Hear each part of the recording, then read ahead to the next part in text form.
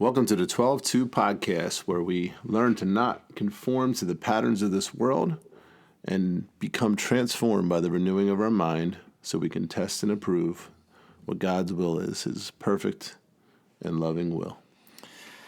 All right, so today we're going to talk about something that's in the news in Ohio, in East Palestine. And what we have is a freight train that was carrying hazardous choo-choo train carrying hazardous chemicals, and it was derailed. And there were some fishy things happening in terms of the release of the chemicals into the community.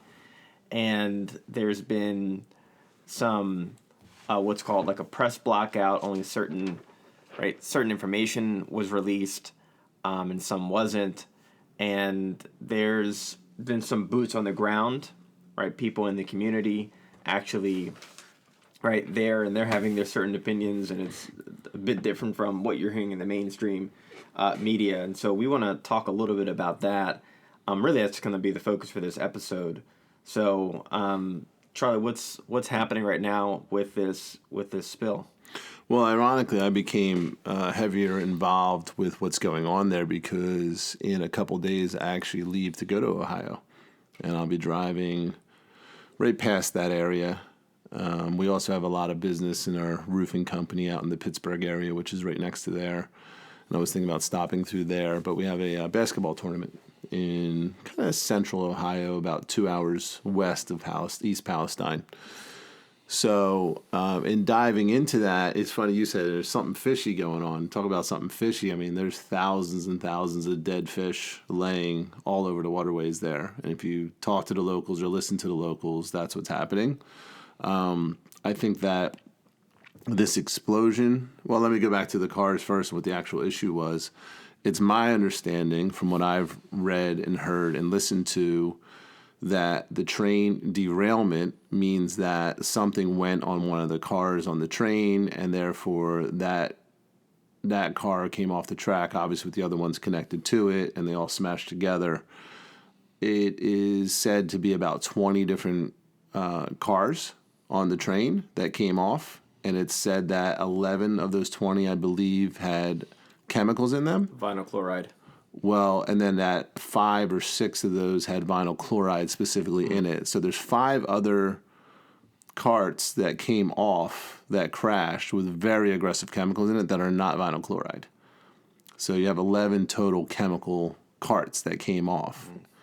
They're not even talking about the other 5 and what they are and the dangers of those, because vinyl chloride is so aggressive that they need to focus on that, of course. And then, of course, they said that it was heating up and it was going to explode, so it was better to light it on fire, was the decision that they made. And they're standing by that decision, saying if they had to redo that decision, they would do it again. But it's one thing for vinyl chloride to spill. It's very dangerous, and the cleanup's going to be very extensive. And it did spill, and there's a bunch of it. But when you light it on fire, apparently it takes on a whole different structure, and obviously it goes airborne, and it created this huge, what they call plume. It's basically a massive black cloud. That's scary. It wasn't just like a one-time cloud, like it continued to just blow up, and then it went obviously up into the air and dispersed and started blowing all over to the northeast, which is interesting, right? So like, what's dangerous about it? Well, you have it in the ground right there, and there's tons of people that are sick. There's animals that are sick. There's animals that have died. There's tons of fish that are dead. There's humans that are sick and having all sorts of issues and whatnot. That's the immediate exposure problem. And then, of course, this cloud and wherever it went, we know that if you look at the winds on the days that this happened, the winds were typically blowing north and to the east. And, so East Palestine's kind of on, it looks like it's on the northeast side of Ohio, right by kind of Beaver Valley, Pittsburgh area of Pennsylvania.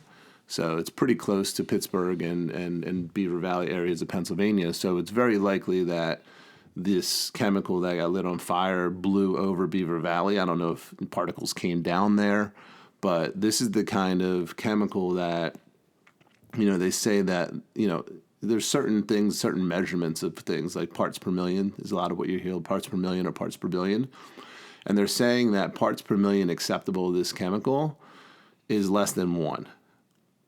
So you can have chemicals where, like say you have 1 million particles, and if 10 or 20 or 50 of them, it's acceptable. It's okay for your body. But this is so aggressive that it's 1 part per million is allegedly dangerous. And I'm not a scientist. This is stuff I'm hearing and kind of passing on from stuff I'm collecting and whatnot. But apparently lighting on a fire is pretty controversial on whether they should have done that in the first place, because it created a whole nother issue, taking it to a whole nother area.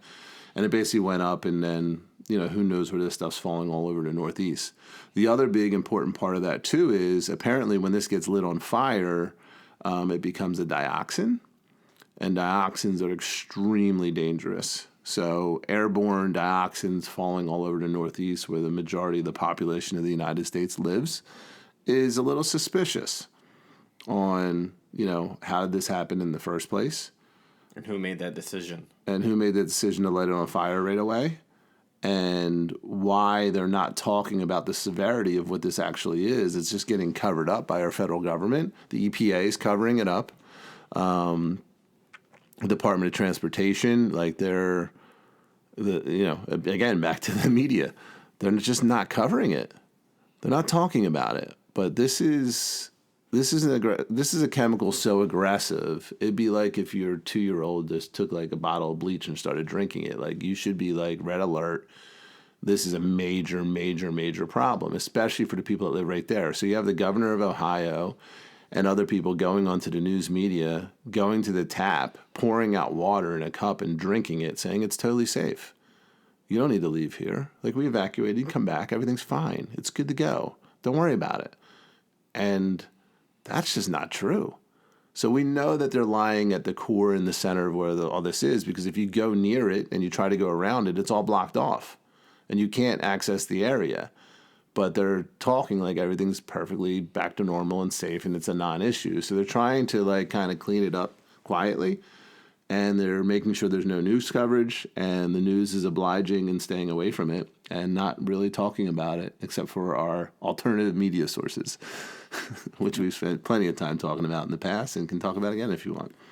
Yeah, well, so if you were to go to a main media source, what's someone going to hear? And then I guess we were just talking about DuckDuckGo, which I wasn't familiar with. Yeah. It's a different search engine. I think that's a great resource for other people to check out, and that might be worth tying into this conversation. How do you use DuckDuckGo? Yeah, it's an alternative to Google. Google is a search engine that started with, the more searches something got, the more clicks a website got, the more popular something was, the more it would rise to the top of the search. So it was basically giving you whatever was popular. But Google over time wanted to cash convert, and, as a public company, they wanted to make billions. And their business model was to take on advertisers. And those advertisers would say, hey, we'll give you tons of money, but when people search certain things, we don't necessarily want them to find our pharmaceutical history of fraud. We don't necessarily want them to find, these investigations we're going through. We don't protect our reputation, and we'll give you advertising dollars. So in private contracts on advertising, Google started to manipulate the searches, and it was no longer what was most popular, and it became what was most popular except for what our advertisers paid to remove. And over time, Google then entered the censorship world and decided to start putting a political agenda into there and accepting money for that too, and also just doing it because of their political beliefs as a company. And it is now a fully tainted search engine. So I would not use Google ever for anything. The only time I go to my Google is I like to search local restaurants, because that's where you'll see the most reviews. That's where you'll see the most information quickly and easily. I can just click on a button, get to the website, click on a button and call them. I like it for that component. But other than searching a local business, I don't use it at all. So I use DuckDuckGo. It does sound funny when you first hear it. It's like Duck, Duck, Goose, but it's DuckDuckGo. DuckDuckGo.com. It's its own search engine, just like Google would be, and it has an app, and that's what I have on my phone. They don't track where you go. They don't sell your data. They don't do any of that, and they're giving you kind of that original first thing that Google was, where it's just whatever's most popular. So when you search something like East Palestine and what's really going on there, you're going to get the articles that people have been clicking on instead of it being buried by Google, which is part of the corporate media. Yeah, that's helpful. The government is DuckDuckGo, as far as I know, is not taking money from the federal government and direction from the FBI to eliminate search results. Yeah, that's a great starting point. So if you want to learn more about the spill, I mean, that's a great place to start. What would you say are the top? We talk a lot about making observations and what are the implications. Like, what hypothesis have you made about the whole situation? Like, I've read a few different things. That some of it is partly trying to get people to leave the area. But I'm curious, like, what's your hypothesis about the whole situation? What are you thinking about it? Well, as much as I've been called a conspiracy theorist, I'm actually not very much a conspiracy theorist. I tend to take, it's interesting. You see, like, on the left-hand side, there's nothing to see here. Don't worry about it. It's perfectly safe. Drink the water. This happens to trains all the time. It's no big deal. It's good to go. We're done with this. And on the right-hand side, it's no, there's a government conspiracy. They intentionally derailed this chemical and lit it on fire because they're trying to kill us all, make sure we can't reproduce or have babies. They want to poison all the land and make sure that the produce is dead and the animals are dead, and they're going to keep doing this, and they're going to murder us all because that's what the government wants to do. And it's like, I don't know, man. I think that some things are too far left and some things are too far right. Mm-hmm. And I don't think politics should be involved in any of it. I mean, the thing that's astonishing me the most is I've always been, like, right of center. But when it comes to environmental stuff, gosh, I spent a decade teaching people how to detoxify their home and detoxify their bodies with the wellness centers that I started. Like, I would say I'm pretty much an environmentalist. But for whatever reason, I wasn't allowed to be because I was, conservative when it came to my Christianity and my ways of thinking. Like, I just don't subscribe to, like, you have to believe all in this one camp to the right or all in this one camp to the left. But it is astonishing with this massive spill that all these people on the left who were screaming global warming, who were screaming get rid of your cars, they're killing us, and you have to go to electric cars, and they're flying in on their jets, ironically, to tell us to get rid of our cars, that they're absolutely silent when it comes to the biggest spill of the most aggressive chemical right into the environment, right into the streams, killing all the fish. They're silent. They're completely and totally silent. Why? Where's Al Gore? Where's Greta Thunberg? Right? Where's every leftist politician? Where's AOC? Where's their opinion on the subject? Where's Bernie? Where's Hillary Clinton? Where are all these people that are supposed to be environmentalists? All they're really environmentalists about is getting rid of gas vehicles. And now you got all these whales dying off the coast of New Jersey and up and down, New York, and you've got like something like 20 whales in the past 6 months showing up dead. It was rare to see one every 5 years. And they're doing stuff out there for the windmills. And they believe it's tied to that. And the corporate media is like, nope, they just get hit by boats. It just happens to be 20 dead sperm whales off the coast of New Jersey for no reason, or whatever the number is off of whatever coast. And corporate media is silent, and all the environmentalists. What happened to save the whales? Where are the save the whale people? I don't see one of them. Not one. Not being covered, not being discussed. Where are the environmentalists? These things bother me. Huge chemical spills that are putting off fumes for months, potentially years. They're saying this is like a mini Chernobyl incident. This is as bad as radiation with these dioxins. And they're like, nope, it's fine, you're good. I mean, a whale on the beach is not like a fish on the beach. These things are massive. Yeah. And people in Brigantine, just surrounding them, what are we doing? We got to bury this thing. We got to investigate like what's going on here, like the locals, but it's getting no coverage. Not even getting discussed. And as long as it's for the sake of windmills, we're willing to kill the whales because the windmills will save the planet. But what is the motive in East Palestine to ignore it? What is it? Like, how is somebody making enough money to direct the corporate media not to cover it? This is a huge problem. Yeah. This is not some minor thing. It's back to censorship. Back to censorship. And not only that, but a couple days later, there was another huge explosion at a metal factory in Ohio to the north of there. What are the odds? These things don't happen often. All of a sudden, they're all happening at the same time, which is going to get people, putting conspiracies together. Well, why all of a sudden are trains derailing when they weren't before? Why all of a sudden is there explosions at factories? It's kind of like all these egg factories. All the chicken factories where they make the eggs, and all these produce factories blowing up over the past year, all catching on fire. Some of them getting hit by airplanes. Some of them just randomly catching on fire. They have no idea why. And now the price of food is like doubled in the United States. It's crazy, dude. Go to a local supermarket.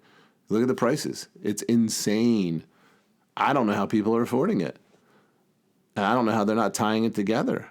So, like, inflation's one thing, but, like, burning up all the food supplies? Again, let's go to probability. What are the odds that, like, 150 different food supply manufacturing facilities can all catch on fire in the same year? How's that possible? So it's those types of things that make people start scratching their head going, wait a second. The probability of this begs for a theory. Does it not? Like, what odds have to be? Like, what percentage of something has to start happening all of a sudden before you pay attention to it? Right. Well, first you got to see it, and most people aren't seeing that. Right. This is, as we roll out these shows, this is, for anyone out there who's new into discovering information, I'm right there with you. I'm like your person on the side that's learning about these resources and, curious to find information. And I think that's the big problem. Most people don't have access to the information. And that's a big problem, like we dived into right in the last episode. But then it's like, okay, what do you do with this information now that I'm hearing about that? What's the average person to do once they start doing some digging into this Ohio spill, and what does it mean to your average person? Well, I got a confession to make. As I look at people that trust the government and trust the news media, my brain goes, they gotta be nuts. Because I've just seen the lies so many times that I've concluded they're not to be trusted. But the confession I want to make is I'm definitely biased in the opposite direction.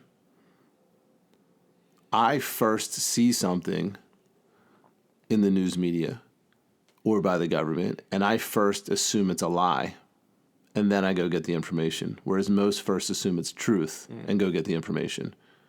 So I'm working from it's a lie to start and then trying to find it to be true, and then it's got to be proved. So they're guilty until proven innocent with me, but I know with other people they're innocent until proven guilty. Yeah. And that sort of skepticism or pessimism, if you will, some people would label it as that, would be considered unhealthy in some people's minds, like you shouldn't do that. But how many times do you catch somebody lying before you stop trusting them? Right. It's kind of like the person who has like a child who's like a drug addict. Like how many times do they have to steal and lie before you start to say, yeah, I don't trust anything you say? Yeah, you got to prove it to me. Yeah, now you got to prove that you're telling me the truth versus before I used to trust you. So when trust is lost, that's what happens. Yep. And I think day after day, more and more people are waking up, if you will, to trust being lost with government and with media. This is why you need alternative media sources. Yeah. And government is just becoming wicked and evil. And that's concerning because they're in charge of us. They're the boss of us. Right. They make our rules, they make our laws, they enforce them. But I mean, our own government was trying to destroy their own enforcers of their laws, the police. We're in crazy world right now. Yeah. We're absolutely in crazy world, and it's going to get crazier. So when incidents like this happen, yeah, there's a bunch of people that really distrust the news media, all of them, the government, and they immediately jump to massive conclusions. I try not to jump all the way to that side. I try to be as neutral as possible, but it's hard after you've been lied to so many times on so many subjects. So that's my confession. Appreciate that. How to get that out. I'm realizing. Yeah. Because, sometimes you just scratch your head like, how can people trust? But it's like, gosh, you've been taught your whole life to trust the news. Yeah, you have. And I know for the older, like baby boomer generation, they can't see anything because their whole life they grew up with ABC. Right. Well, you even talking about skepticism, this is a confession for me.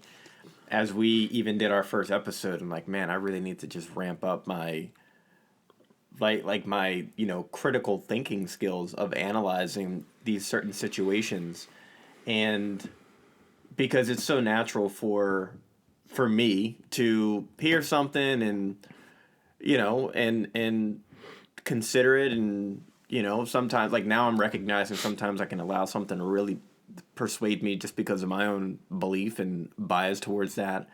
But more, as we just talked about in the other episode too, that skill, I mean, I feel like a good starting place is the Bible and doing the due diligence, like you said before, like how do you read the Bible? Because that kind of arms you, it seems like, with the skill to start learning how to make honest, right? How to make an honest assessment of something, how to discern something, whether it's true or not. But that's a skill. It really is a skill to be able to get to the place where you're analyzing a situation and you're trying to discern whether it's truth or not.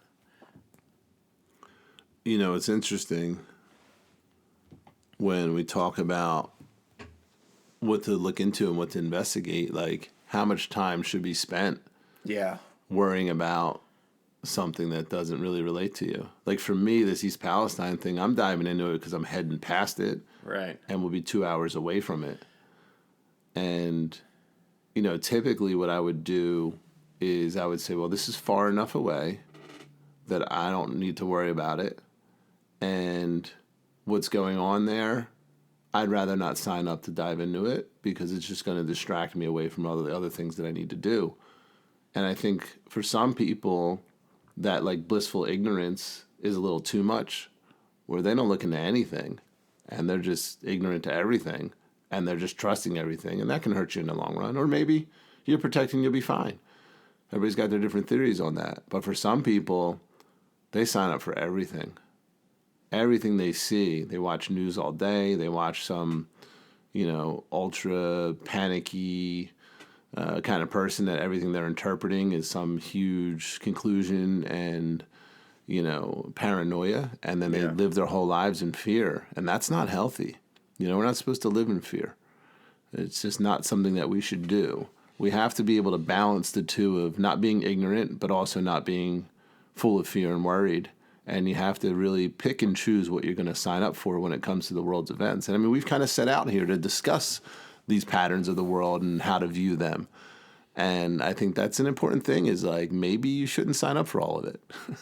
Look at the ones that apply to you and your life and your family and your well-being.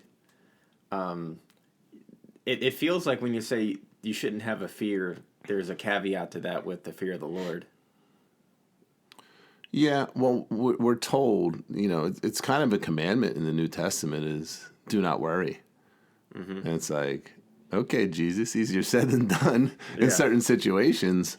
But kind of like your faith, if you're truly believing that the Lord is sovereign over all things, like nothing's happening outside of his knowledge and control, and it's a broken, sinful world, and we know that, then there's really nothing to worry about. So I feel like I'm able to dive into a lot of these things without worrying and analyze them, but I realize very quickly with other people when they hear them, that it turns into like a fear and a worry that becomes unhealthy. Yeah. See, I kind of like enjoy looking into things and looking for truth. It's kind of my hobby, if you will.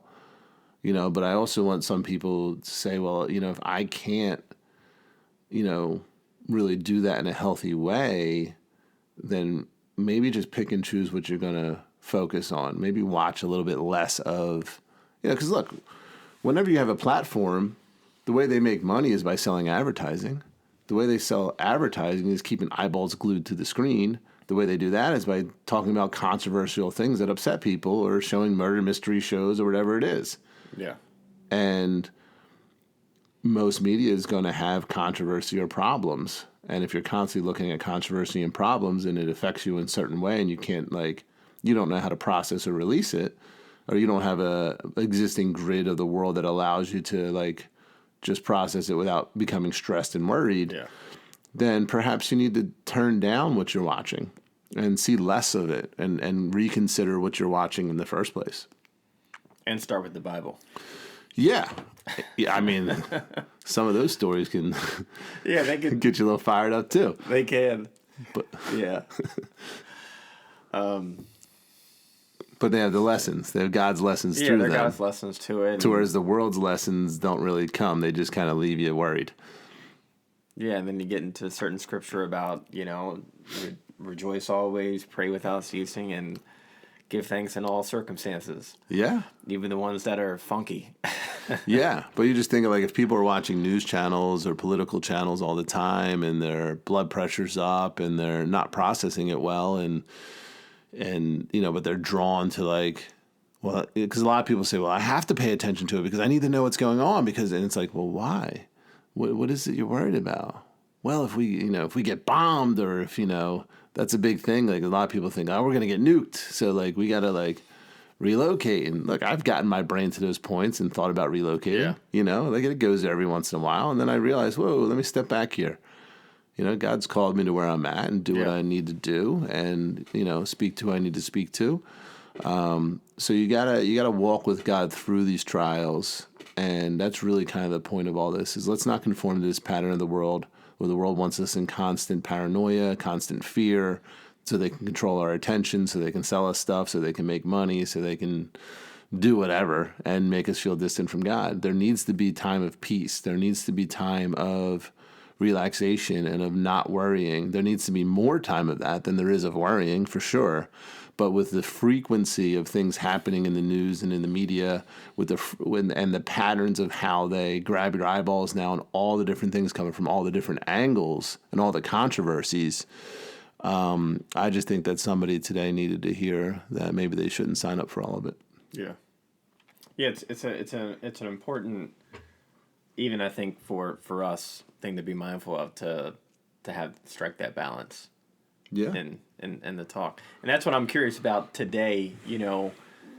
I saw that mushroom cloud going back to Ohio. How far is that spanning? And what should someone do with this information? What do you think? Well, I mean, if it doesn't pertain to you, then I wouldn't worry about it too much. Yeah. But if you're local to it, you should be concerned. But somebody should also just process it. And like I said, because I'm going out there is why I looked into it, because there's a lot of people going out there with us and they're very worried about it. Yeah. Very concerned about it. And, the conclusion I came to is well, we're going to the west of it.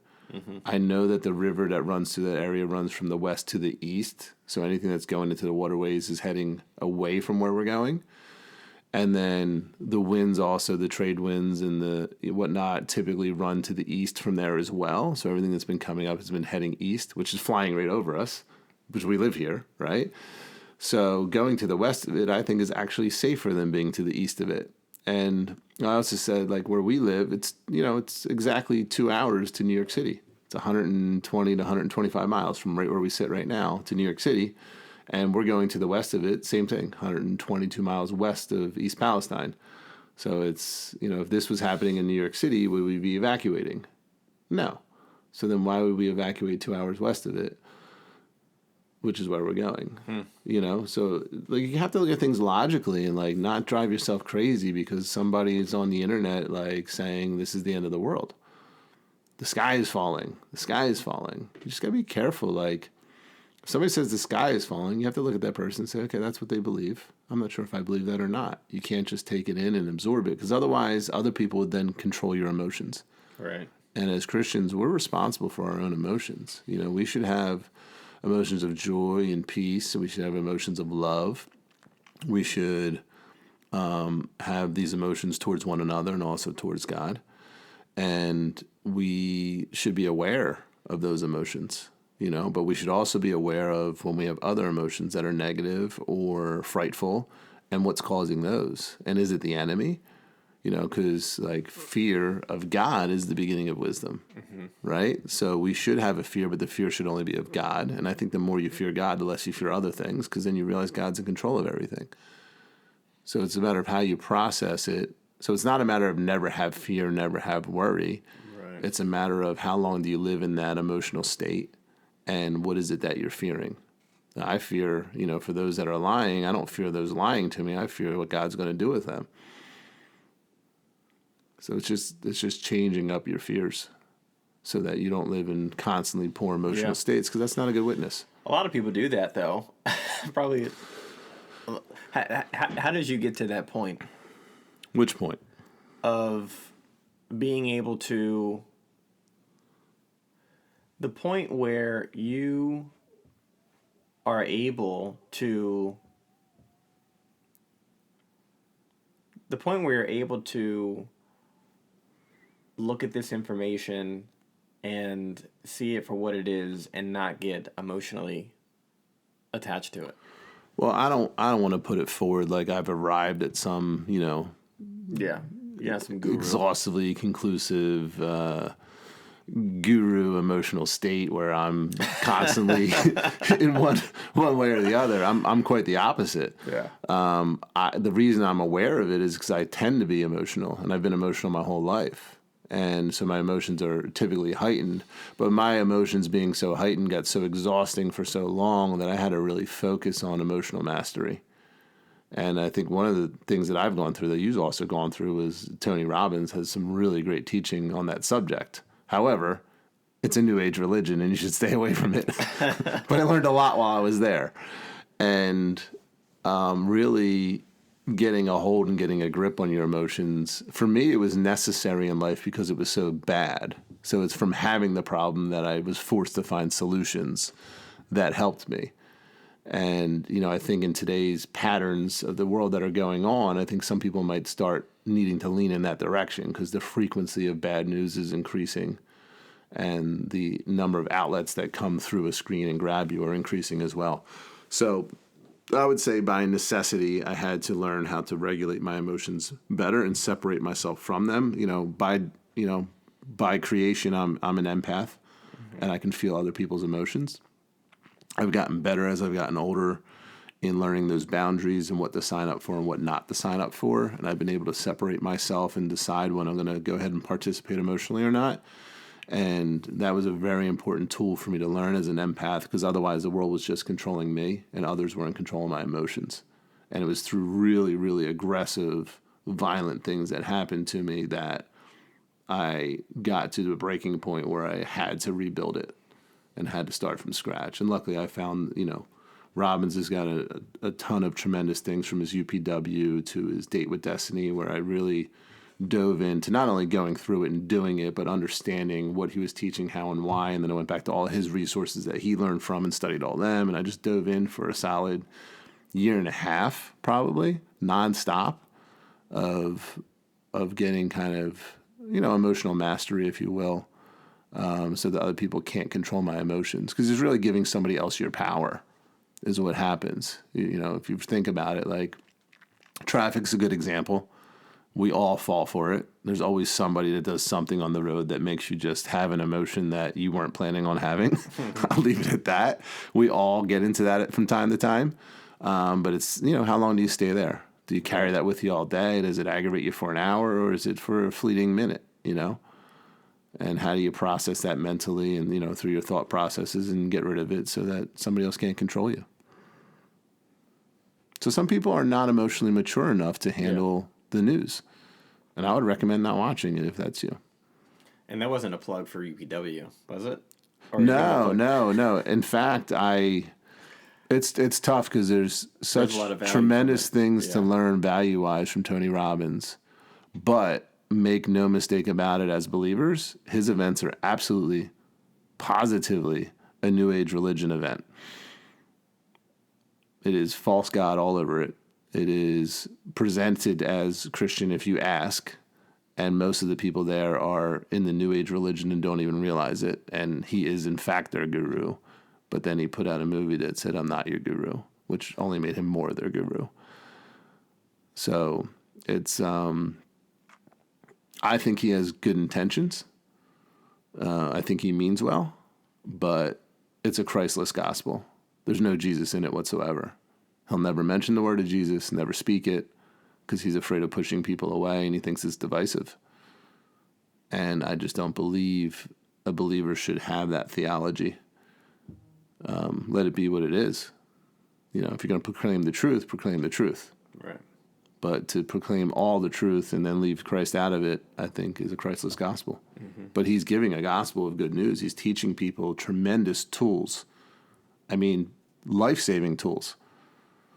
Things that dramatically changed the course of my life. But I think for a lot of believers, it's an unhealthy place to be. Right. For me, I was lucky to get in and out of there, put me in a bit of a tailspin spiritually. But through that, the Lord used it to strengthen my faith through the way that I was ending up processing it in the long run. But I've seen many people walk away from their faith through going through his systems and become New Age, where all religions are the same as their belief. Right. That's a problem, because that's an antichrist. As you were talking about,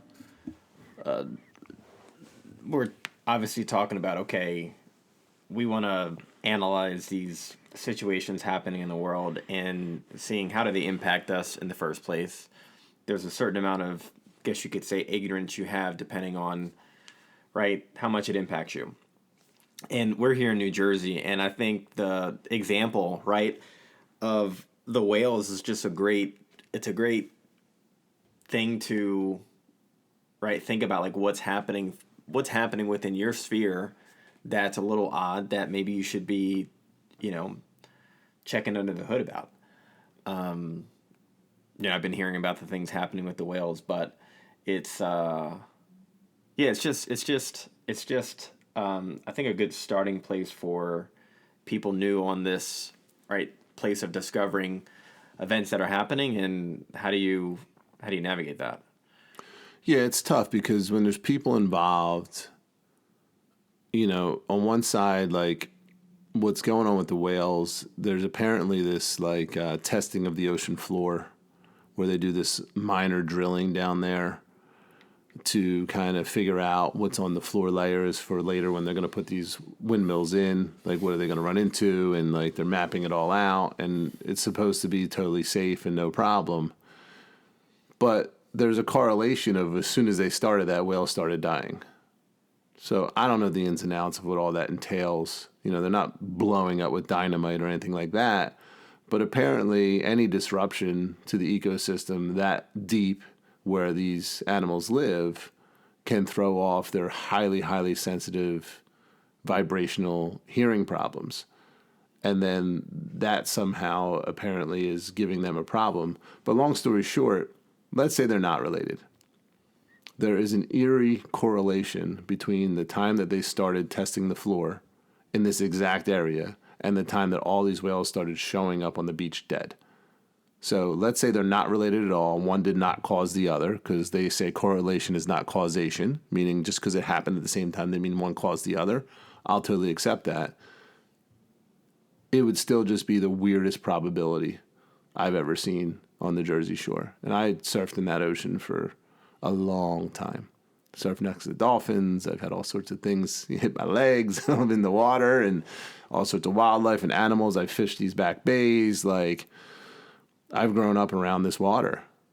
And having this many whales show up dead, okay, it's not from what you guys are doing. So then what is it from? Oh, they just hit boats. Well, I was out there in a boat in the middle of the winter fishing at the wrecks not too long ago. And when you're out there on a boat fishing out there, you can't even see other boats. It's not like there's millions of boats out there in the wintertime. It's freezing. We're going out to try to catch some fish on a wreck. It was a sunny day, and like there was us and 2 other boats out at the wrecks. But otherwise, you've got an entire ocean. There's no boats out there. Right. You know, there's the dredge out there right now because they're dredging. You know, there's some commercial boats obviously traveling. But how all of a sudden are all these whales just hitting boats as if there was some sort of like massive boat parade coming through hitting all the whales? I mean, boats only go under the water 5 foot, 10 foot, 15 foot, 20 foot for a real big boat. Why are all the whales swimming at the top of the water getting hit by boats? They don't see the boat coming anymore. They can't hear it. Like what is it? So that's their only excuse is, oh, they're just getting hit by boats. Don't worry about it. And it's like, what's wrong with you people? Like, perhaps it's not from that, but like, what is it from? Like, why do we not need an answer? Why is it just like, well, we don't know what it is, but we're certain it's not from that? How can you be so certain? Well, they said it was safe. Who? The people making billions of dollars putting them in said it was safe? Right? Should the information that we get and trust come from the people making profit off of it? I don't think so. Should it come from the politicians who get funded by those people? I don't think so. And that's the whole idea of a third-party study or bringing in separate experts and stuff like that. But our government's gotten corrupt to the point where we can't really trust what they say because it's all interwoven. It's appointed positions by politicians whose elections are supported by the people that are making the money off the work that's being done. And it's all this backdoor deal stuff. So it's only natural that we'll be suspicious because the correlation demands it. And then when the government releases it's not from that. It's like, we didn't ask you if it was from that. We want to know what's going on. Right? Give us some answers. We spend all this money on like studying the ocean floor, all these grants with our taxpayer money. I mean, gosh, we had a whole college right here where there's just, they pump out like 3,000 students a year that are marine biologists. How come nobody knows what's going on? Yeah. We probably got 150,000 marine biologists in this area from this school, and nobody knows what's going on. I mean, it's right here. Dead whales. Yeah, it's happening. Is it just this magical thing? It's happening.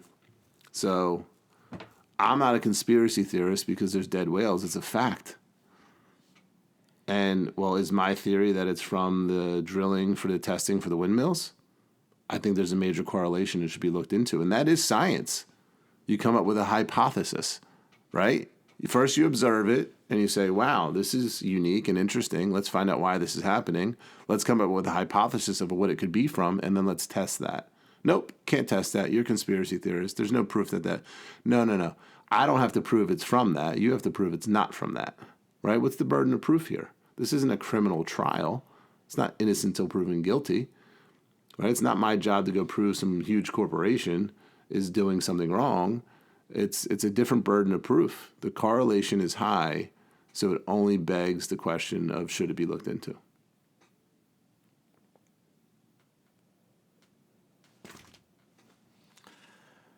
You wrap up comments?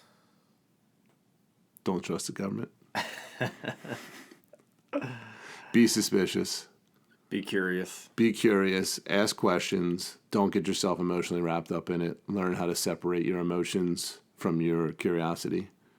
And don't let other people control your emotions. But also don't be fully ignorant to everything that goes on around you.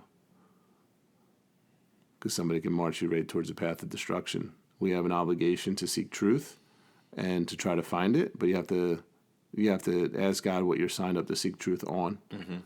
And what things you should sign up for and be involved with and with who, and make sure that you're not spending your life in full of worry, that there is joy and peace and comfort, and that you can process the information that you're taking in a healthy way. If not, consider looking at less information. And when you look for information, go to DuckDuckGo. Well, that's one of the good places to go. Maybe we'll do a whole episode on different alternative sources for information. I think that would be a good thing to do. I can bring in a whole bunch of stuff and we can break it all down. Yeah, that'd be helpful. Sweet. Well, I'm on my way to East Palestine in a couple of days. If I come back with a third eyeball, clearly. Look like Joe Rogan. Yeah, exactly. If I come back with a cover. third eyeball, there would be a correlation there, but I'm not a scientist, so I'm not allowed to have an opinion.